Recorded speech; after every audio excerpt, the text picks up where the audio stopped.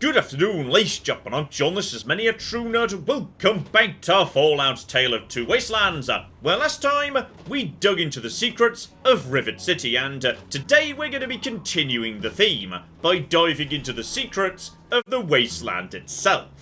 Because you see, Fallout 3 actually goes to quite some lengths to try and hide some of its locations from you. They don't generate map markers, for example. They don't appear as ticks on the compass. They are really bloody well hidden, but the key to finding these locations is in fact what you're looking at right bloody now. And I don't mean the map. Instead, I mean the radio, which is a key to unlocking all sorts of tiny, really interesting stories and one massive pre-war conspiracy. So, okay, let's dive in, you'll see what I mean. So, today we're kicking off at the abandoned Temple of the Union, just take a left, and we are heading due north today.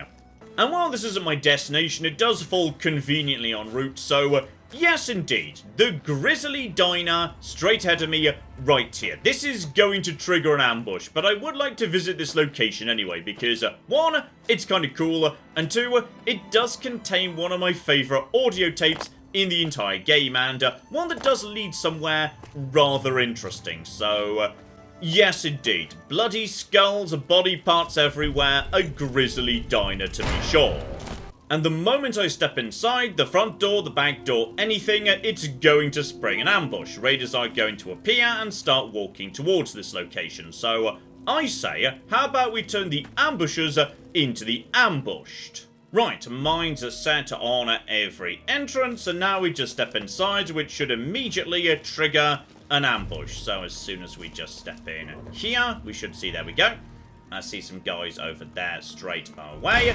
You're going to explode, and you somehow didn't explode. Well done, I swear I laid mine to the front door. But that's fine. At this range, there's a crit. And that was probably another crit right there, because why not, to be honest. And now at this point, yeah, we can hold out here, because anyone coming in should have just run the gauntlet of several mines. Everything is a-okay. Gonna be honest, you're looking better than I was expecting, but still, with this gun, oh yeah, look at that. Crit, crit, and more flipping crit. That's you nice and dead. Back off for a second, and then just go for, there was another crit, just, oh. At this point, it should be roughly every other bullet is a crit, and I'm pretty sure you're running. That guy's decided he doesn't want to do this anymore. Fair enough, to be honest. This gun gets a lot of critical hits. No. No one gets away and... Okay, you know what? I walked right into that one. Well played to that guy. Still, he goes down. Pretty sure he was the last one. And we are now in caution. Might still be one floating around somewhere. But we're doing okay for the time being. I'm pretty sure we're in control of this situation. So we are passing by. There is a skill book right here. Never gonna say no to that. But way more of interest. Oh yeah. Keller family transcript 3 out of 5. And I love this thing. Like, to my mind, even though Fallout 4 literally began with us living through the apocalypse, it did not even come close to capturing the horror of nuclear annihilation, as well as this brief, tiny audio tape in Fallout 3 does. Mom, it's Candace. Oh my god, it's really happening. I can see the cloud. It's so big. Mom, I'm so scared. I'm heading to the vault now. I'll do whatever I can to get inside. My number of the passcode was 7, right? And there we go. An audio log from a family member caught outside when the apocalypse was kicking off, together with a number. And we're going to remember that number because it's going to be important later. Still, let's not worry about that for now. Instead, let's head east, because that there is my real destination. Oh yeah, it's a radio tower. Can't help but notice, though, there appears to be somebody already in residence around this old girl. So let's just, yeah, drop some lovely, lovely grenades on them. That should be... Oh, blimey! Okay, that worked better than I was expecting. I mean, we did clear them out, mostly. Kind of took out some of my own limbs, too. Shit, you're crazy! Look, I'm really sorry. I'm gonna be honest. That was significantly more violent than I was anticipating. Oh, and perfect timing killing that last guy just nudged me over to level 13. Beautiful. Right, guns should be at 75. That might make a few new weapons a bit more usable. Not gonna say no to that. Lovely. Energy weapons, actually those are already effectively 25 because my perception is already being boosted by a hat, so that's a-okay too. I tell you what, let's get lockpick moving in the right direction. Sooner or later, I'm gonna want that up to at least 75. So, say hello to radio towers, and if you've completely ignored these things every time you played Fallout 3, that's fine, I don't blame you. They don't look particularly exciting, but they do one a really damn cool thing, which is, if you go up to them, round the back of them you will find an electrical switch. Power them up and that will suddenly mean they start broadcasting, generating a brand new radio signal. It's very local, by the way. Presumably, you know, there's not much power in the grid anymore. So you're only going to get this signal pretty much in the immediate vicinity of the tower. But it does open up some really cool tiny stories that you might not be aware of. And as I was mentioning earlier, one rather big one as well. Though we'll get to that later. For now, we've got a nice simple one to kick us off today. This is Bob Anderstein. Family and I have taken refuge in a drainage chamber not too far from a radio relay tower outside of DC. My boy is very sick, needs medical assistance. Please help if you can. We're listening for your response. 3950 kilohertz. If anyone... We have got somebody who had a sick child who took shelter somewhere nearby to this radio tower right here. And while the relay tower shows up on the map where they're hiding, doesn't. It is a completely unmarked location. You just have to search around and look for something that matches what he's describing. And if you just head, roughly to the southwest, you'll see something that roughly matches that description. Right here, just around the corner from the radio tower. So, nip inside, and we might be able to figure out what happened to poor old Bob. And we got ourselves two rooms here. Going over to the left, you can actually find the radio that he used to make the broadcast, and super cute as well. Right now, of course, the radio signal is active. However, if we just go over to his ham radio, we can turn it off, killing the signal thereafter, meaning now the signal just disappears. We've got some lovely purified water, and yes, perhaps more pertinent to this particular story, we've got a DC Journal of Medicine, together with a pre-war book, handful of drugs, Mentat specifically, suggesting Bob might have had no choice but to, yes indeed, unfortunately just take some drugs and learn about medicine himself, suggesting no one came. And in the other room, yes indeed, more signs of improvised medicine. We got ourselves a crutch right here, some duct tape, first aid box, blood pack, surgical tubing. Bob did what he could, but unfortunately, yes, I suspect it wasn't enough. So, a fairly small, simple, self-contained story there. Your classic Fallout 3 story in many ways. Just a couple of skeletons and some props are laid out to tell you a story of how someone died horribly. But, you may notice, of course, that radio tower was marked on the map, so I was being led to that radio signal. Some of them are a lot more obscure than that. So back here at Canterbury Common, or to be more precise, the Robot Repair Centre, yes, if we just turn our attention south for a second, you'll notice that there is a radio tower over there.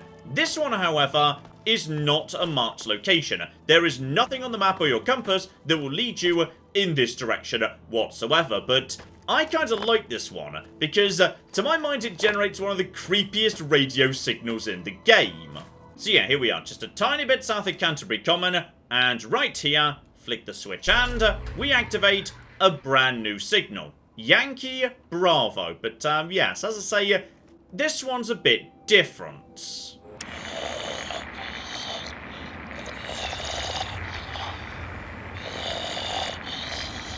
And the radio signal is nothing but slightly unnerving growling. That's literally it. And the best extra creepy bit is how you're supposed to navigate with these signals, because yes, it's only broadcasting approximately this radius around the tower, but when you're far away from where the signal's coming from, it's nothing but interference. But yes, if you just step in a westerly direction instead, then as time goes by, yes indeed, the growling gets louder. and much more clear. And you're just navigating by louder and louder growling until you stumble across this lovely drainage chamber right here, when it just becomes crystal clear growling, and you start to, you know, come up with an idea as to what may possibly have happened to the poor folks who took shelter on this occasion. But, yes, it is a rather creepy signal, this one. I do enjoy it. And unsurprisingly, yes, as you step inside, radiation straight away. There is obviously a fair bit of rats in here. This one's a tiny bit larger than Bob's hideaway that we just saw a second ago. A bit more of a, oh yes, there we flipping go. I see you guys right over there, absolutely lovely, including a glowing one. Okay, glowing ones, do not underestimate them. Alright, do not engage until they don't have legs anymore. Alright, that's what I flipping want, so there we go. Just Roma can go down, you're nice and dead. And you, buddy, can just have your head blown off. Lovely. One good trick for that gun, by the way. Try and do the reload in VATS. It just makes life much easier. Given, yes, you do seem to get a ridiculous, hyper, mega reload if you're doing it in VATS. So, just go over to here. So say, yeah, just a handful of shots. One, and then just, yep. Free VAT speed reload.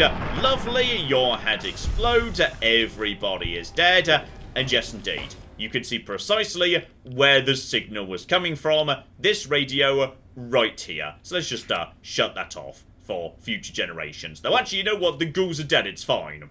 Or is it? Because in this location, if you actually keep the radio on after killing the ghouls and then tune in, you hear the ghouls regardless. Almost as if the game spawns an extra ghoul behind you. It doesn't. I just made that up. It would be really cool if it did, but no, it's probably just Bethesda, like, forgetting to change the radio signal to not have anything on it. It should just be static now, because the ghouls are dead. I prefer to believe, however, that it's a really cool creepypasta sort of a thing, where even though the ghouls are dead, a phantom ghost ghoul just keeps broadcasting anyway. Also, another cute touch here. Obviously, yes, in Bob's shelter, we saw there was purified water. Because those guys died of injuries, old age, who knows? They didn't die by becoming ghouls. These guys did die by becoming ghouls, meaning their water supply was dirty water. The sort of water that contains radiation. And as for why the water here was so irradiated, presumably, yes, we're supposed to assume they got it from the water in the channel itself.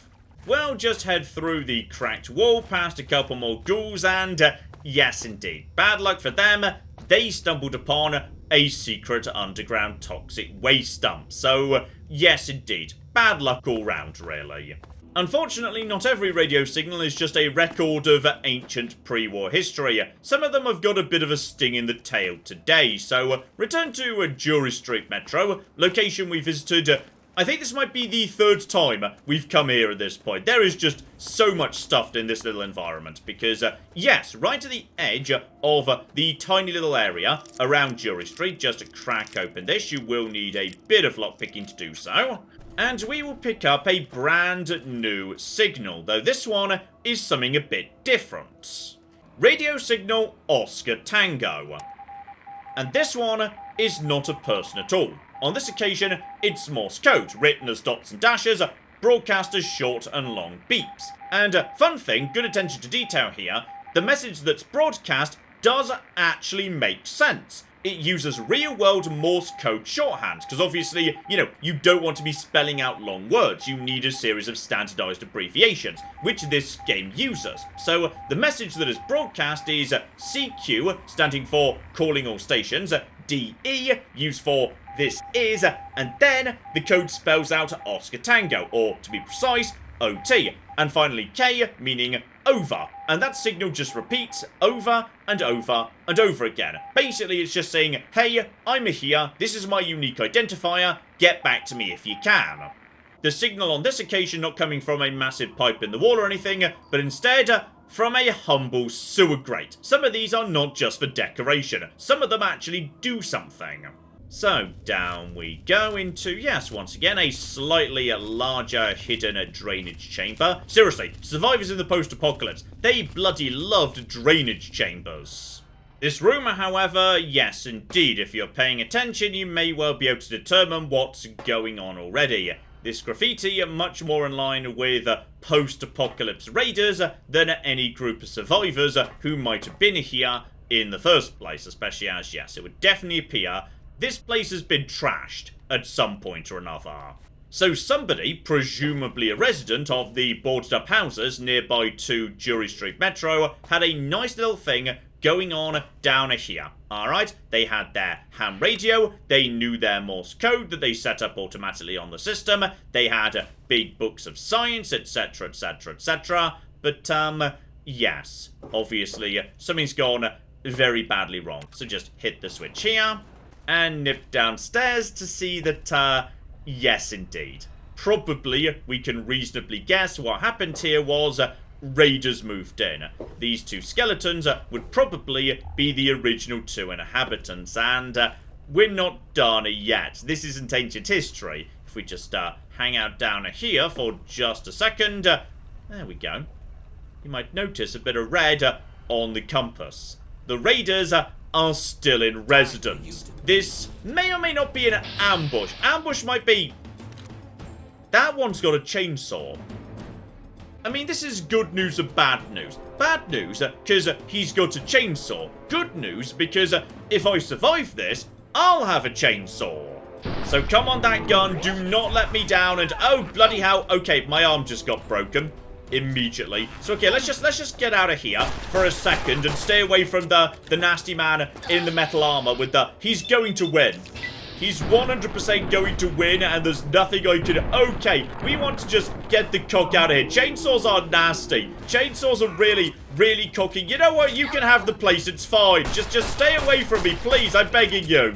If we can just take out the chainsaw, ma'am, we should be fine. So that should be you dead. Okay, there's the crit. Grab it. Make sure she doesn't get it. Bloody hell. Okay, now I think we're fine. Because she's just got like a small knife. For some reason, this raider wasn't entrusted with a chainsaw. This one just got the small knife. So that's a bit sad for you. So, were those raiders the same two people who killed these individuals?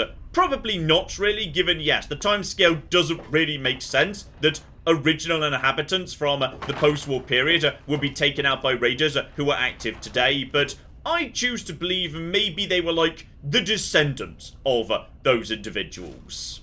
So okay, 3 tiny stories in isolation, let's move on to something a little bit bigger. That conspiracy I was teasing earlier, and to get to the bottom of that, we're gonna have to go a lot deeper into the wasteland than we've been before. A good jumping off point, however, will be, yes, Arifo itself, and one of the locations that was flanked to me by one of its residents, Karen. Rockbreaker's Last Gas, not our destination, but a very good waypoint on the way, so yes, we're moving into the very west of the map right now, and as you start getting to the edge of the map to the west and the north, things could potentially start getting nasty. So, you know, keep your gun out, keep your dart gun handy. We might well be needing it.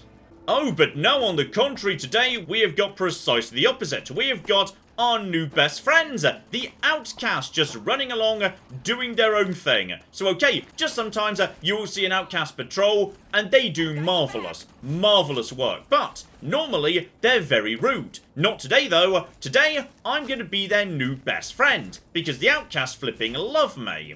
Keep an eye out for those locals. Ah, you see, they no longer consider me a local. They accept me as one of their own. Lovely. Oh, can't help but notice, by the way, there is a giant rad scorpion over there. So, guys, would not mind a tiny bit of assistance if you would be so kind. And, okay, the missile launcher man just ran straight at the giant rad scorpion and is now trying to punch him. Beautiful. So, here we flipping go. Oh, yeah, they have got some good flipping weapons going on right here, and I'm going to help out. Damn it, plenty of crits. Thanks for the assist, guys. This is really bloody helpful, actually. And down you go. Literally no XP. I did not get enough damage there. And unfortunately, I think that guy just died of poison, which is very sad indeed. And Fallout 3 being Fallout 3, naturally there's a bit of chaos going on. I see an ant taking out a Protectron ahead. That should be no problem whatsoever. I'm going in that direction anyway. Definitely see 2 bits of red here. So, giant soldier ant shouldn't be the biggest problem in the world. No, John, what were you just saying about reloading? Alright, reload in VATS. Like this. This is going to be much flipping better, though. Never mind, you killed it in one shot. And by the looks of it, oh, blimey. Okay, something exciting's going on up ahead. Handful of Wastelanders. I swear I just saw, yes, a robot explosion. Probably just one of the iBots broadcasting propaganda from the Enclave. So, no need to worry too much about that. Just a handful of folks living in a little shanty town around here. Not gonna be a problem because, guys, you're dressed in just, you know, random shirt and pants. I would not suggest that this is a thing you want to do, okay? I'm really sorry about this. I was happy to just walk past, live and let live. But if you're going to fire at me, I am going to fire back. Oh, this is just sad. They're just pulling out sticks and coming at me with bits of piping and whatnot. And I'm just critical, hitting all of them. I'm so sorry about this. You may have noticed, by the way, that, yes, literally everyone who just attacked me was a ghoul, because we've just stumbled across, yes, a surprisingly large settlement, given it is completely not on the map. Again, this is an unmarked location. However, this town is, in fact, the second biggest ghoul settlement in the entirety of Fallout 3. Located pretty much due west of Arafu, yeah, this place is actually pretty bloody large, a fairly decent number of inhabitants, and on top of that, a series of houses that actually have functional interiors. At the town's north edge, we've got this kind of a bunkhouse kitchen diner area.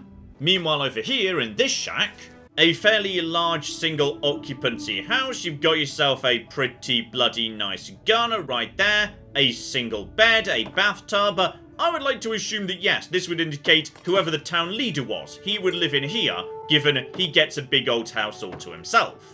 Although maybe a bit more on the sinister side, yes, the one remaining shack is a giant pile of skeletons together with, yes, some ammunition, some discarded weaponry, suggesting there was some form of last stand in this building, and maybe, just maybe, the ghouls weren't the first to settle here. They might have had to, yes, deal with the locals first. And you know what? Showing off this place wasn't even part of my plan today. I'd forgotten this was here. That's how much stuff is just in the Fallout 3 Wasteland. But it's so easy to miss it because with no map marker, no compass marker, you just don't realise it's there until you stumble right on top of it. So, okay, we've almost made it to our actual destination. An old gas station, and yeah, you can just see it there in the distance. Though yes, indeed, to be honest, when I say destination, like I was saying earlier, this isn't actually our destination, it's just a very convenient waypoint as we reach the, yes, significantly more rocky, hilly, hard to navigate portions of Fallout 3's map. It's very flat down south, but yes, as you head west and north, you get a lot more hills, rocks, etc. Navigation becomes a lot trickier, so just ignore this poor dead wastelander. Help myself to a quantum. We'll be needing that sooner or later. Instead, my real destinations lie to the northwest. And number one, a lovely shack up on the hill there, because, yes, this here is the named location that you can find on the map, but there's almost nothing here. And as is rather typical for Fallout 3, a nearby location that has no presence on the map whatsoever is a lot more interesting. Here we go on the cliff overlooking the gas station, a tiny, unassuming shack, but this place is, oh, it's lovely. Welcome to abandoned shack number, what is it, number 4 that we've seen so far? But this one is, yes, much more lively, shall we say. Because number 1, say hello to Jitters and Fluffy, the pet rad roaches who someone was keeping until very, very recently. And there's so much lovely attention to detail put into this place too. So Jitters and Fluffy have been fed, and there's a lovely lawnmower blade and bone saw right here, so we can reasonably assume this is where their food was prepared. And whoever did live here until fairly recently, presumably, given their pets are still alive, yes indeed, this person was quite the survivor. You've got a well-stocked workbench right here, you have got ammo, pre-war book covering up guns and bullets right over there, lovely, great big teddy bear and all the rest of it. Crucially, they also had, yes, a very hard locked locker. Now, if I had Dogmeat with me, I could ask him to basically, yes, go and explore in this area, and he would be able to break into this thing for me unofficially. We're not going to do that. That kind of feels too much of a glitch to me. We'll come back for this thing later, but yes, just remember that's there. And, oh, so many bent tin cans. I love bent tin cans. You know how much I love bent tin cans. And Keller family transcript number 2, or to be precise, number 4. Ralphie, son, this is your father. We can't get into the goddamn vault without you. Get your ass over here now. My 4 is useless without you, boy. And there we go, a bit more of a hint as to what was going on. Each member of the Keller family had a digit that let them access a vault. They had to be together to get inside. So, yes indeed, as we find a few more tapes, we'll be revisiting how that went for them. So naturally we'll be back later when I've got slightly better lockpicking, back outside, a bright new day, and yes indeed, a very long journey from where we began, a radio signal that leads to some really rather interesting revelations. Though this one is, yes, a fair bit better guarded than the ones we've seen so far. We have got some mutants right here, luckily just a basic mutant, so, okay, against the power of that gun, this guy's got nothing on me whatsoever, it's just nothing but crits. It's crit, crit, crit, crit, crit, and more bloody crits, and here we go. Broadcast Tower, KT8. This one, oh, this one's got a secret. So, blast my way past the local mutant residents, hit the switch, and, naturally, we get a brand new signal. Sierra Romeo. Once again, nothing but Morse code. Completely unsuspicious, I would not blame you if you did turn this on, heard this, and didn't think it sounded worth exploring further.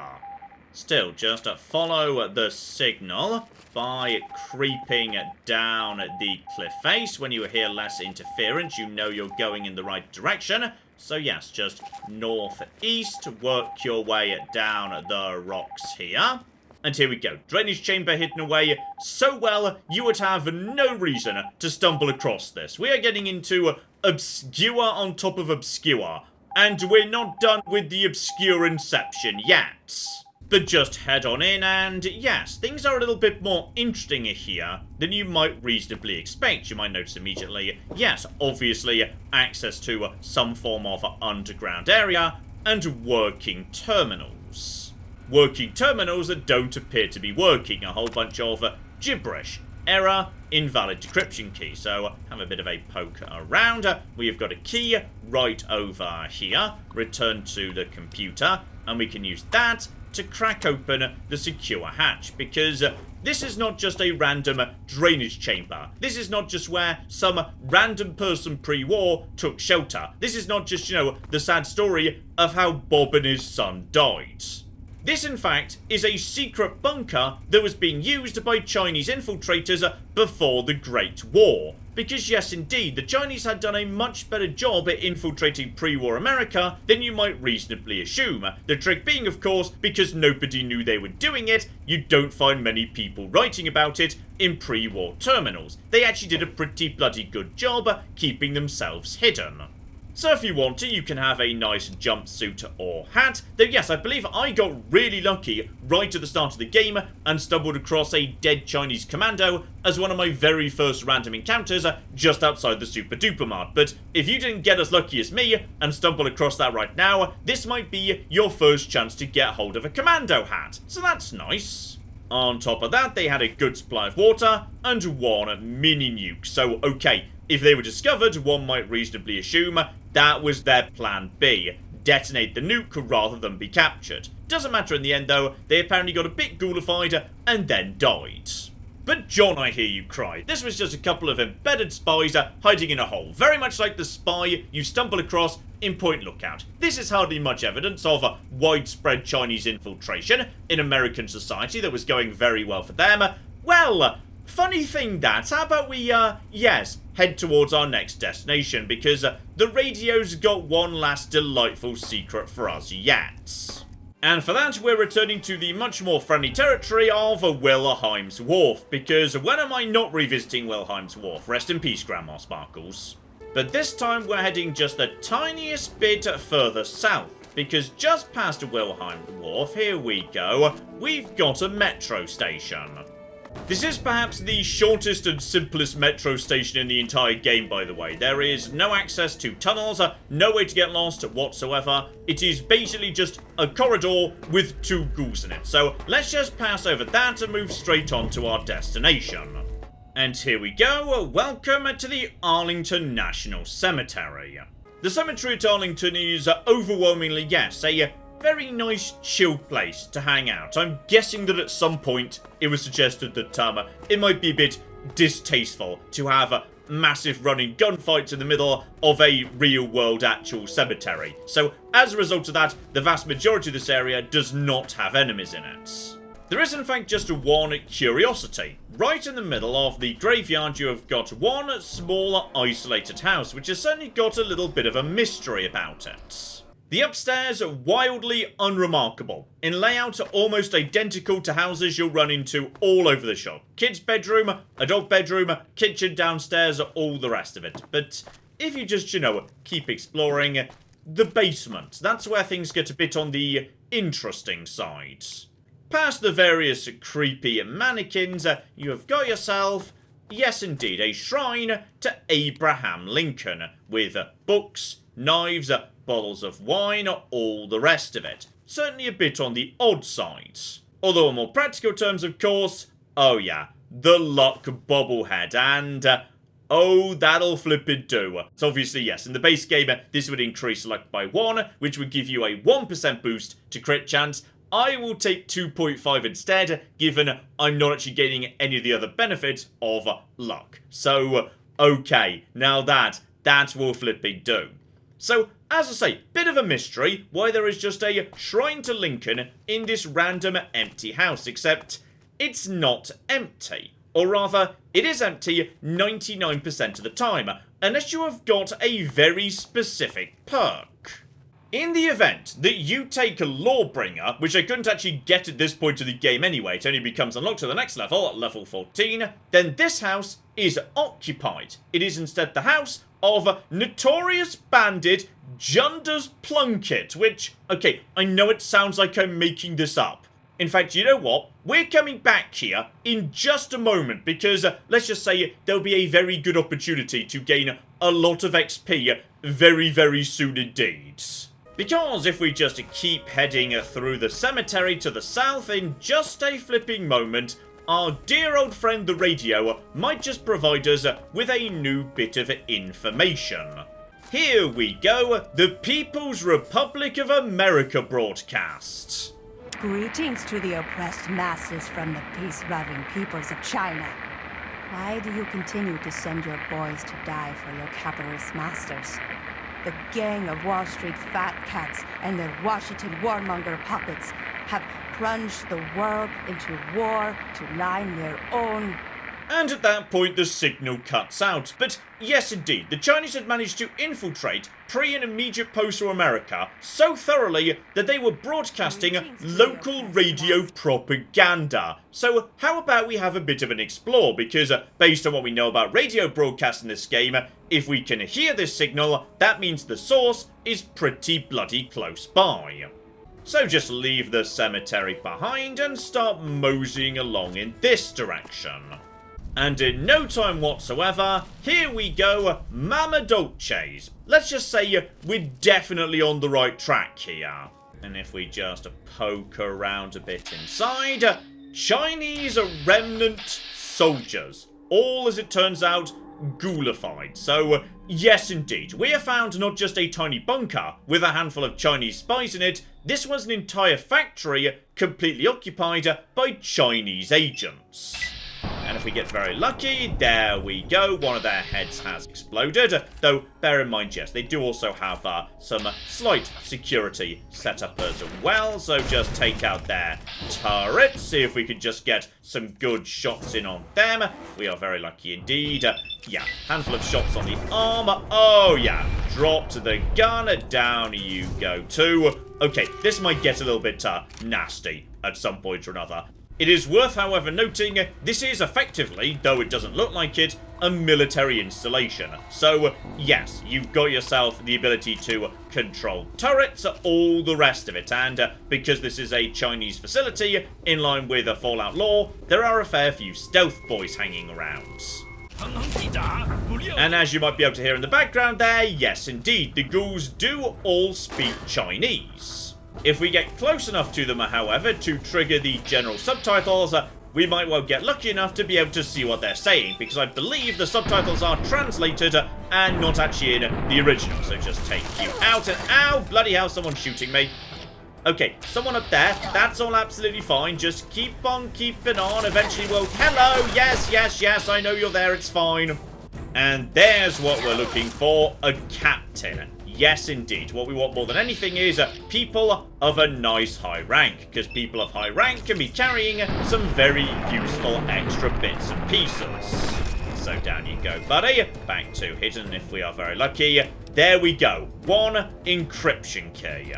And here we go. Just past the captain, I've stumbled across precisely what I wanted to see right away. So, the plant operations menu for Mama Dolce's processed foods, an all-American business.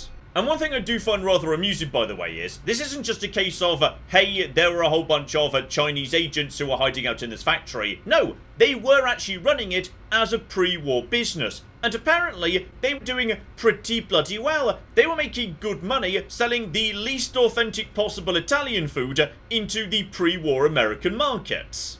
Despite other reports making it clear that, yes, they weren't exactly using high-quality ingredients. Most notably, they were using the same printing that they used to produce their marketing to, yes, add a bit of flavour into their sauces. I do also enjoy the aggressively American names such as Jonathan Apple, Joe Jones, and Michael Smith. I love it. And here is why they're still around in ghoul form, because yes, there was unfortunately a bit of a radiation leak, something that they weren't going to be flagging to anyone local who could have come and repaired it, so instead, ghoulification occurred. And finally, with the encryption key we just got off the captain, welcome to Agent Huang, who has presumably just arrived, and yes indeed, the message confirms that Mama Dolce's is a well-established cover operation. Jobs and wages are thereby secured for any new agents that need to be sent over. This was actually a pretty bloody big operation. Okay, I think just about everybody is dead, and very conveniently, we have got ourselves a lovely easy lock right here, which I think might be just what I flipping need. Oh, flipping yeah, to push me over into level 14. So let's just keep that lockpick moving in the right direction, but yes indeed, as I was mentioning earlier, though I would never, ever normally do this, I was about to say I'm going to take Lawbringer, except I can't, despite being level 14 and there being no requirements to take it. So, okay, unfortunately, it's a Bethesda game and it's having a Bethesda day. So, I literally can't show you this, but I swear, I'm not making up Junda's Plunkett. It sounds like the most made-up name imaginable, but I swear to you, if you have Lawbringer, Junda's Plunkett lives in that house, and you can kill him and cut off his finger and hand it over to the regulators who will pay you 1,000 caps for it. Okay, it's a real thing. I'm going to put Junda's Plunkett's entry from the Wasteland Census on screen right now in an attempt to make you think I've not just gone bananas. Oh, but instead, I can take the much, much more exciting New Vegas shotgun perk and stay back. This, together with Shotgun Surgeon, oh blimey. And there we go. A radio signal leads us to the revelation that a huge, major, successful American business, well beloved in pre-war America, was in fact a Chinese intelligence operation operating in Washington DC without anybody ever bloody realizing it. So, Yes, indeed, a rather fascinating building in many ways, given it does somewhat reframe the American-Chinese War of Fallout history, showing that, yes, despite the American propaganda that we get to see an awful lot, things might not have been going quite so well for America in all sorts of ways. As for me, though, I've decided to return to the house of Junders Plunkett to worship at the Shrine of Lincoln, and yes, as you may have noticed a second ago, Bethesda themselves didn't really seem to know what the hell they were doing with Junders Plunkett, given his own Wasteland census entry. You know, the place where they can just fill in missing gaps basically has no bloody idea why he's got this shrine to Lincoln. There's just a shrine to Lincoln here, and it belongs to the completely not fictitious Junders Plunkett. And on that ridiculous name I didn't just make up, I'd say, how about we wrap things up for now? Because I would say we've covered some very, very obscure stuff this week. And as a result, how about next week we get back onto, yeah, slightly more familiar territory. Maybe we'll head down south. Perhaps Tenpenny Tower, perhaps Goodishade. We'll see what takes my fancy. So, hopefully, you are looking forward to that. But in the meantime, I've been John, this has been Many a True Nerd. And this has been Fallout, Tale of Two Wastelands. Thank you very much, and goodbye. If we just hide the bodies, nobody needs to know about this. Yes! My stupid plan has worked! It turns out I'm a genius! The giant rat scorpion is not gone! Oh, hang on, there's more yet though, I'm still being very shocked. Guys, where's the NCR? Nobody needs to know.